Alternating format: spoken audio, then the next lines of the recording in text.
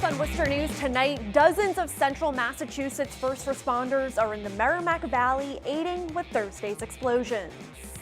Plus, state leaders shopping at a farmer's market to show the importance of the Healthy Incentives Program.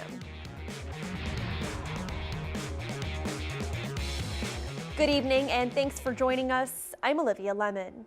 Gas explosions and fires forcing thousands of people from their homes across 3 communities in the Merrimack Valley. A teenager was killed in the incident, making it a very sad day in the region.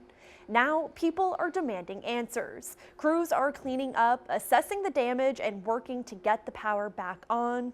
We're also learning more about the young man killed when a chimney fell onto his SUV. Friends remember 18-year-old Lino Rondon as a good kid who was always trying to better himself in school. Meanwhile, countless others are sifting through the rubble of what used to be homes, and hundreds of natural gas technicians are going house to house to make sure they're safe before people can return. Catherine Underwood is at the command center in Lawrence with the latest. The Lawrence mayor was fired up this afternoon. With tears in his eyes, he called on the president of Columbia Gas to step up to the podium and answer some questions. Now, that did happen a short time ago, but at this point, those answers are few and far between. We are sorry. We're sorry and deeply concerned about the inconvenience. This is the sort of thing that a gas distribution company hopes never happens. For the first time since explosions rocked the Merrimack Valley, we're hearing from the president of Columbia Gas. We've advanced this as rapidly as it could possibly be advanced. I don't think that anybody else managing this would have been further down the road than we are at the moment. This after words of frustration from Lawrence Mayor Dan Rivera, who says the company failed their customers and his community. When we first got word of this incident, the least informed and the last to act has been Columbia Gas. But it just seems like there's no one in charge. Like they're in the weeds and they have never seen this before. But if they have, they haven't communicated that to us in a way that we can do something with it. Governor Charlie Baker making the decision to declare a state of emergency, giving him the authority to take control from Columbia Gas and let Eversource manage the project. The governor has, as I said, the same interest as we do, which is restoring service as quickly as possible. And if the judgment of the governor is that bringing Eversource into the mix then that's what we will do, and we will we will support that approach to this. When asked the biggest question of all, what could have led to this tragedy, the president of Columbia Gas deferred to the NTSB, now one of the lead agencies on this investigation. Reporting in Lawrence, Massachusetts, for Worcester News Tonight, I'm Catherine Underwood. And closer to home, almost a dozen central Massachusetts fire departments responded to the Merrimack Valley area. Mass District 7 says they've responded to many incidents before, but nothing ever like this. Our Chandler Walsh joins us now to explain. Chandler? Olivia, District 7 includes fire departments from Worcester and dozens of surrounding towns. About 40 firefighters, were deployed around 5 a.m. this morning to work throughout the day in Andover and North Andover. Massachusetts Fire District 7 staffs the North Andover Fire Department after explosions and fires rocked the Merrimack Valley. 10 fire departments from Central Mass made the journey early Friday morning to provide aid. We're responding. They have a couple of units in quarters. They also have a command post at the mall where they're running out of the gas incident, and we're covering calls along with North Andover in their town. Mass District 7 provides mutual aid in Worcester County. They also mobilize as a task force when needed in other parts of the state. Sutton Fire Chief Matt Belcito says they've mobilized before, but never for something gas-related of this magnitude. We've shut off probably a half a dozen gas meters to the houses. We're under the assumption that gas is shut off, period, but we're taking no chances. Belcito says all departments in the district train on gas emergencies at least once a year.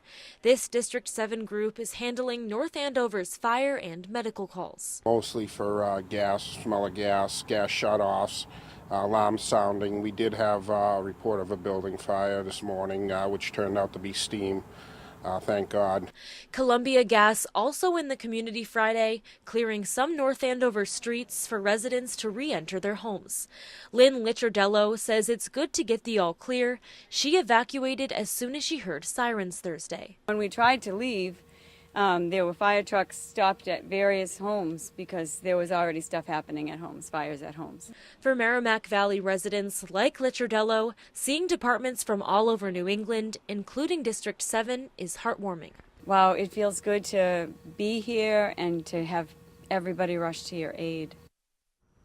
Chief Belcito says he's never seen something like this in more than 30 years on the job and hopes he never has to again. Chandler Walsh, Worcester News Tonight.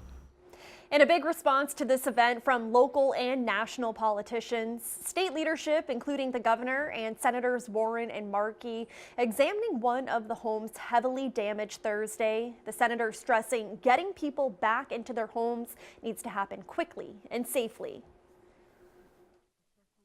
They have to flood this area with all of the personnel which are necessary in order to get this job done as quickly as possible. Right now the emergency is people are moved out of their homes, so everybody's here, everybody's got the spotlights turned on, and the spotlight's on Columbia. I want to make sure the spotlight stays on them when the emergency, the immediate threat is gone. And the two said they will seek out federal dollars to help homeowners rebuild. A counterterrorism expert at Nichols College in Dudley is reminding public safety officials to consider the potential of terrorism in the Merrimack Valley explosions. Dr. Allison McDowell-Smith says whether or not the attack is terrorism, terrorists might be taking notice of the event and realizing how simple it is to take out an entire city's utility grid. Power was shut off to the affected areas. McDowell-Smith says this could also be the time crime is committed because terrorists or criminals know first responders are busy. What we do need to keep in mind is if something like this were to happen again in the future, how do we allocate our resources, and do we ensure that we have enough resources so that we can effectively make sure that the public is safe and under control. And the FBI was on scene of the explosions due to routine procedure, but McDowell-Smith says they are also called to investigate potential acts of terrorism. In other news, the city of Worcester and police are alerting residents of road closures Monday ahead of the Worcester Red Sox welcoming celebration. Worcester police are anticipating large crowds, and drivers are encouraged to use caution when driving downtown and in the Canal District. There will be no parking Monday beginning at 7 a.m. through 10 p.m. on several streets surrounding City Hall, and most roads will be closed beginning at 2 p.m. For more information on road closures, you can visit the Worcester Police Facebook page. Earlier this week, Worcester City Councilors voted 9-1 in favor of the Pawtucket Red Sox ballpark project. As our Rosalind Flaherty explains, the Canal District community is excited for the future. Thousands are expected to fill these streets in the Canal District as the city and the Pawtucket Red Sox celebrate the team's move to Worcester. Just to say thank you and get the fan base out there. The City Council voted 9-1 Tuesday, approving the $240 million deal. Guy Glotis owns the ballot box in Kelly Square and says he couldn't be more excited. This is really going to be a huge economic benefactor, not just for the Canal District, but really for Worcester. Alan Fletcher lives in Kelly Square and is building a market and apartment units. He says although he is also excited for the team to come, he still has concerns about the redevelopment of the area. I simply want to be involved in it and make sure that the redesign doesn't bypass the Canal District. Meanwhile, the celebration on September 17th will start at City Hall and continue to the Water Street area for a block party. The city says there will also be appearances by legends of the Boston Red Sox and players from the PawSox. People are going to have their best dishes out. There's going to be appetizers and bands and musics and DJ, and Water Street's going to be shut off. Mayor Joe Petty says the approval was a long time coming and can't wait for the project to get started. It's going to bring Worcester to a new level. Rosalind Flaherty, Worcester News Tonight. The Emerald Cub of Worcester hosting a family picnic for more than 170 adults and their families on Friday. The Mercy Center is dedicated to helping adults 18 and older with developmental disabilities. Friday, members got a chance to interact with state police, Worcester Police, and their mounted patrol unit. Holy Cross women's basketball coach Bill Gibbons also stopped by to visit. place. It's a great place, and we play their basketball team every year in January. We're looking forward to that, but we always love our trips to the Mercy Center. We do a lot of outreach in the community. We do volunteering at Meals on Wheels. We work at a lot of the companies in the community. So on a given day, people have a very active, interactive day. And the Mercy Center has been providing services for more than 40 years and now operates programs focusing on employment for adults with developmental disabilities. Improving the health of some of the state's most vulnerable communities. It's the goal of the Healthy Incentives Program. As our Brittany Schaefer explained, state leaders got a chance to check out the success of the program at a farmers market Friday.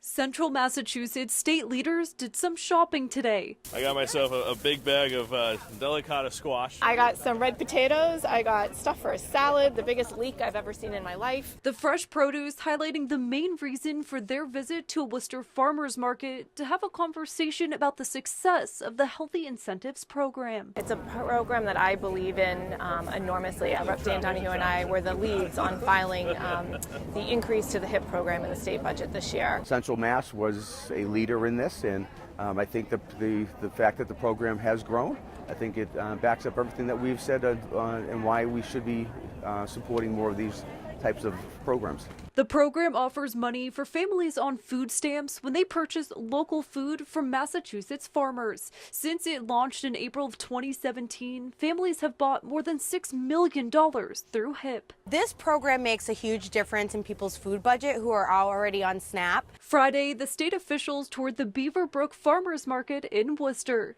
State Representatives Dan Donahue and Hannah Kane say this program is a win-win for residents and farmers. See an increase in the sales since HIP has been going on, and that allows the farmers to have greater access to more markets. To find ways in which we can not only support our local farmers and increase their ability to reach customers, but to make sure everyone has opportunity to eat healthy foods. The farmers market coordinator says their market is much busier this year with HIP. The Beaver Brook location is open through November 2nd. Brittany Schaefer, Worcester News Tonight.